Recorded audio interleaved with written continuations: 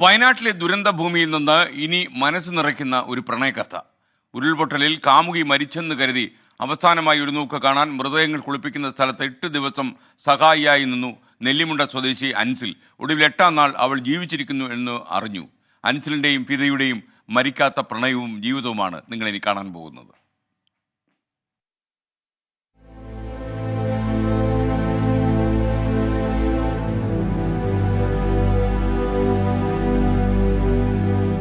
നൂറുകണക്കിന് മനുഷ്യരെ ഇല്ലാതാക്കിയ ദുരന്തം എത്തുന്നതിന് മുൻപ് ആ രാത്രി ചൂരൽമലയിലെ ഫിദയെ അൻസിൽ വിളിച്ചിരുന്നു. സൂക്ഷിക്കണമെന്ന് പറയുകയും ചെയ്തു.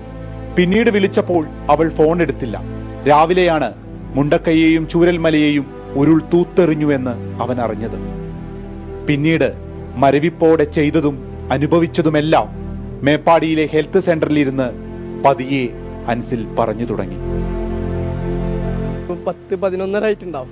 പിന്നെ ഈ സമയത്ത് ഞാനവള് ഫോൺ കട്ടാക്കിയിട്ട് ഭക്ഷണം കഴിച്ചിട്ട് വരാറിട്ട് ഞങ്ങൾ ഫോൺ കട്ടാക്കി പോയി. പിന്നെ ഈ സമയത്ത് ഞാനവളെ വിളിച്ചിട്ട് അവള് ഫോൺ എടുക്കണില്ല. ചൂരമലയാണ് അവളെ വീടുള്ളത്. അപ്പം ഞാൻ വിളിച്ചിട്ട് ഇതുവരെയായിട്ട് അവള് ഫോൺ എടുക്കായിട്ടപ്പോൾ എനിക്ക് ഭയങ്കര ഒരു പേടിയായി. കാരണം അവളോട് ഞാനത് സേഫായി നിൽക്കണം, എന്തെങ്കിലുമൊക്കെ ഉണ്ടെങ്കിൽ പെട്ടെന്ന് വിളിക്കണം എന്നൊക്കെ പറഞ്ഞതായിരുന്നു.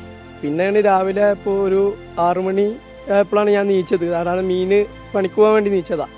അപ്പോൾ നീച്ച സമയത്ത് ഈ ന്യൂസ് കണ്ടപ്പോൾ എനിക്ക് ഏറ്റവും കൂടുതൽ പേടിയായി.